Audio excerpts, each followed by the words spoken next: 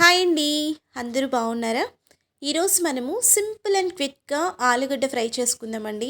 ఎక్కువ ఇంగ్రీడియంట్స్ లేకుండా ఒక 5 మినిట్స్లో అయిపోయే ఆలుగడ్డ ఫ్రై చేసుకుందాము.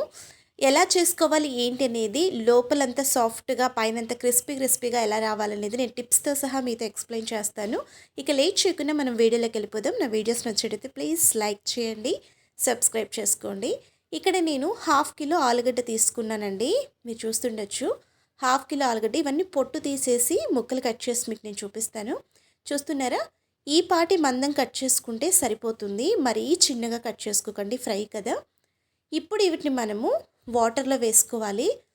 చల్లటి వాటర్లోనండి. నేను ఐస్ గడ్డలు కూడా వేసాను, చూసారా?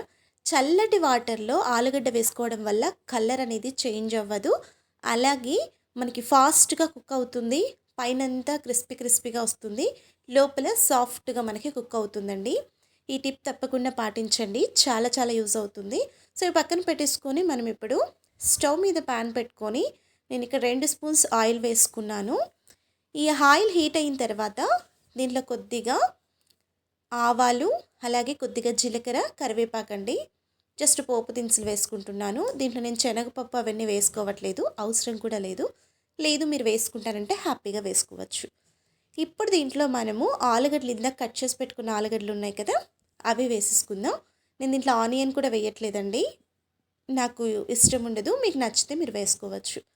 ఇలా మనం అన్ని ఆలుగడ్డ అవన్నీ వేసుకున్న తర్వాత కొద్దిగా ఇవి మనం ఫ్రై చేసుకోవాలి. ఇక్కడ మనము వేసిన వెంటనే ఉప్పు కానీ లేకపోతే పసుపు కానీ వేసేస్తూ ఉంటారు అందరూ, అలా వేయకండి.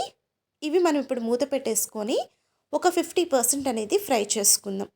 50% తర్వాత చూస్తున్నారా, ఇలా ఫ్రై అయిన తర్వాత మనం ఇప్పుడు వేసుకోవాలి ఉప్పు, పసుపు అనేది ఇప్పుడు వేసుకోవాలండి.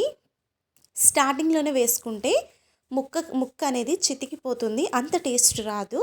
ఉప్పు వేసుకోవడం వల్ల నీరు వచ్చేస్తుంది కాబట్టి మనకి క్రిస్పీగా రాదు, అందుకనే ఇప్పుడు వేసుకోవాలి.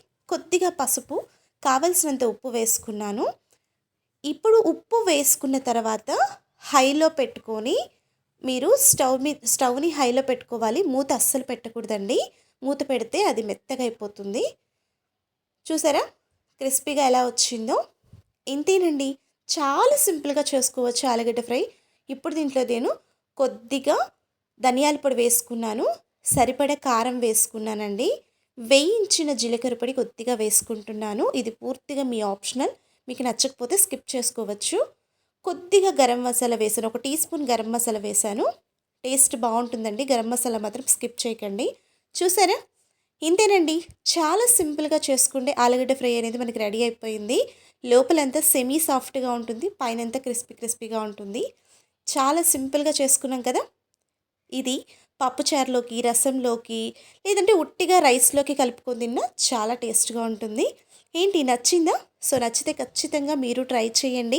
మీకు ఎలా కుదిరిందో కూడా నాకు ఖచ్చితంగా కామెంట్ చేయండి. ఇలాంటి మంచి రెసిపీస్ తీసుకొస్తూనే ఉంటాను. నా వీడియోస్ నచ్చినట్లయితే ప్లీజ్ లైక్ చేయండి, సబ్స్క్రైబ్ చేసి ఎవరికైనా ఇంట్రెస్ట్ ఉంటే షేర్ చేయండి.